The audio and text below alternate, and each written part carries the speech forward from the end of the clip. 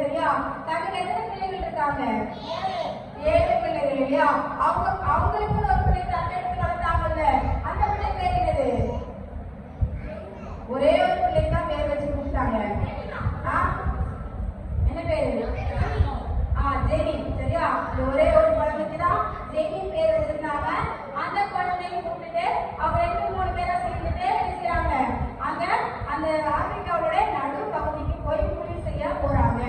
அங்க உள்ள மக்களுக்கெல்லாம் இந்த மேரியக்கா ரொம்ப பிடிச்சிருச்சு. ஏன் பிடிச்சிருச்சுன்னா, மேரியக்கா அங்க உள்ள எல்லாருக்கும் ரொம்ப அன்பா நினைச்சிருந்தாங்க, பழகினாங்க. அது மாத்திரமல்ல, அவங்க ரொம்ப எளிமையாவும் வாழ்ந்தாங்க. சரியா? அவங்க ஒரு நேரமே நினைக்க மாட்டாங்க, ரொம்ப இதா இருக்க மாட்டாங்க, நல்ல எளிமையா வாழ்ந்தாங்க. அங்க இருக்கிற அவங்களோட உணவை தான் செஞ்சாங்க, அவங்க சாப்பிட்டாங்க. இதே மாதிரி என்ன செஞ்சுட்டு இருந்தாங்க, அங்க ஊழியம் செய்துட்டே வந்தாங்க. அங்க இருக்க எல்லாருக்கும் அவங்க ரொம்ப பிடிச்சதுனால அவங்க அம்மான்னு சொல்லி கூப்பிட்டாங்க. ஆனா மேரியக்கா திருமணம் பண்ணாங்களா? அது திருமணம் பண்ணல. சரியா? நிறைய ஊழியத்துக்கு அர்ப்பணித்து அவங்க திருமணம் பண்ணாம என்ன செஞ்சுட்டாங்க, வாழ்ந்தே வந்தாங்க. இதே மாதிரி வாழ்ந்தே வரும் பொழுது அவங்களுக்கு ஒரு பெரிய பேரியாக ஒரு செய்தி வந்தது. அவங்க இருந்த இடத்துல இருந்து, அவங்களுடைய சொந்த ஊர்ல இருந்து, அவங்க சொந்த ஊர் என்ன சொன்னேன், ஸ்காட்லாந்து. அங்க இருந்து அவங்களுக்கு ஒரு பெரிய அதிர்ச்சி தரக்கூடிய ஒரு செய்தியா வந்தது. எதா இருக்கும்? ஸ்காட்லாந்துல யார் இருக்கா? அவங்க அம்மா இருக்காங்க இல்லையா? அவங்க அம்மாவும் அவங்களோட பிறந்த 2 சகோதரிகளும் மறித்து போயிட்டாங்க அப்படின்னு சொல்லி ஒரு அழகான செய்தி செஞ்சு வந்துச்சு. அழகான செய்தியா? செய்தி. சரியா? அதை கேட்டவங்க அவங்களுக்கு எப்படி இருந்தது? அவங்களால தாங்க முடியல இல்லையா? அவங்களால ரொம்ப தாங்க முடியல. இருந்தாலும் அவங்க தன்னை என்ன செஞ்சுட்டாங்க, ஆண்டவர்களை பலப்படுத்திக்கிட்டாங்க. சரியா? ஆண்டவர்களை பலப்படுத்திட்டு நம்மளோட யார் இருக்கா? இன்னும் நம்ம எடுத்து வளர்த்த பிள்ளைகள் 7 பேர் இருக்காங்க. அநேக அடிமைத்தனமா எடுத்த பிள்ளைகள் இருக்காங்க, அநாத பிள்ளைகள் இருக்காங்க. இவங்கெல்லாம் நமக்காக இருக்காங்க அப்படின்னு சொல்லிட்டு அவங்க தைரியமா செஞ்சாங்க. தொடர்ந்து ஊழியம் செய்ய ஆரம்பிச்சுட்டே இருந்தாங்க. ஆனா அந்த இடத்துல இன்னொரு கொடிய பழக்கம் நடந்து கொண்டே இருந்தது. என்னன்னா, இங்க இப்போ நம்ம இந்தியாவுக்கு பாகிஸ்தானுக்கு சண்டை ஆரம்பிச்சிச்சு இல்லையா? ஆரம்பிக்கலையா?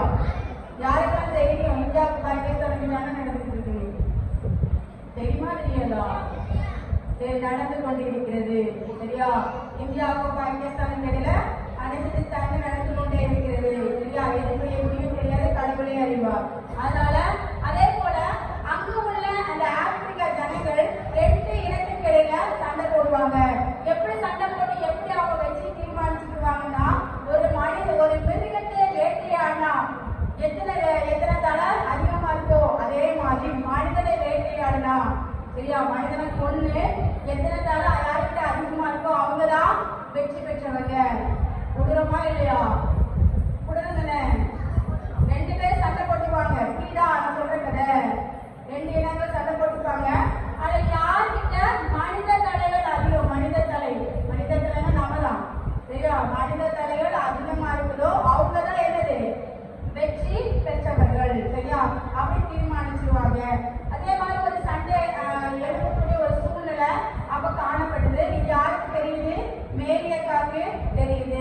மேரியக்காக்கு தெரிஞ்சோன்னே மேரியக்கா அங்க என்ன செய்யறாங்க, ஆறுக்குள்ள கடந்து போறாங்க, காட்டுக்குள்ளே போறாங்க. காடு ஆறெல்லாம் நிறைய இருக்கு.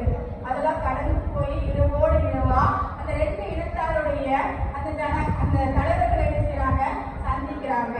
சந்தித்து சொல்றாங்க, என்ன செய்யாதீங்க, ஒருவருக்கொருவர் சண்டை போடாதீங்க, நல்ல சமாதானமா இருங்க. இதற்கு சண்டை போட்டா இந்த மாதிரி காரியங்கள் என்ன செய்யும், நடைபெறும். அதனால நாணமா என்ன செஞ்சாங்க, பேசினாங்க. ஆனா இயற்கையில மேற்க குணம் என்னன்னா, அவங்க ஒரு பயங்கர சுபாவம் உள்ளவங்க.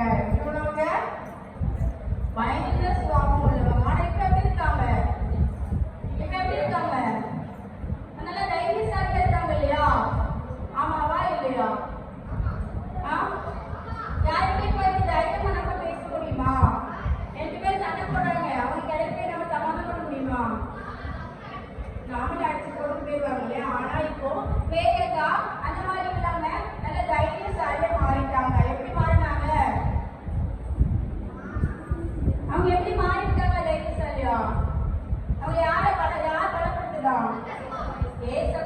பலப்படுத்துறாங்க இல்லையா? இதே மாதிரி நம்மளும் ஏசப்பாக்குள்ள நம்ம நீடி இருந்தனா நம்மள ஒரு காரியத்துக்கு என்ன செய்ய வேண்டாம், பயப்படணுமா? வரும் அநேக காரியங்கள் நம்மளை பயப்படுத்தக்கூடிய சூழ்நிலைகள் வரும்.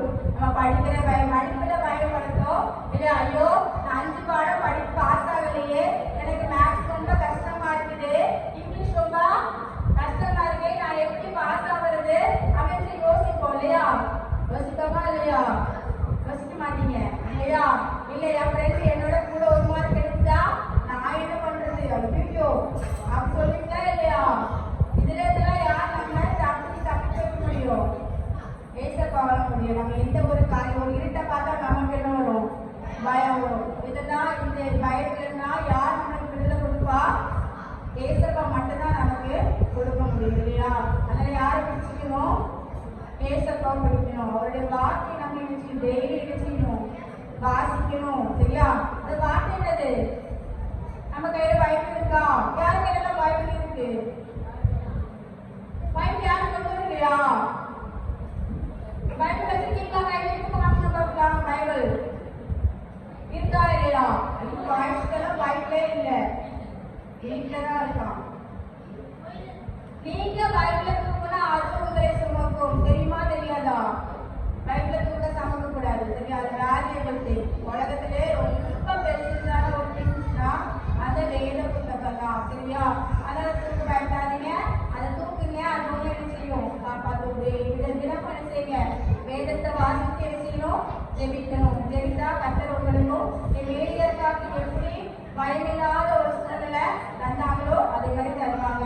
இப்ப மேலேயே சின்ன பிள்ளையா பெரிய பிள்ளையா? அவங்களுக்கு மெடிசின் வயதாகிட்டே போயிட்டே இருக்கு.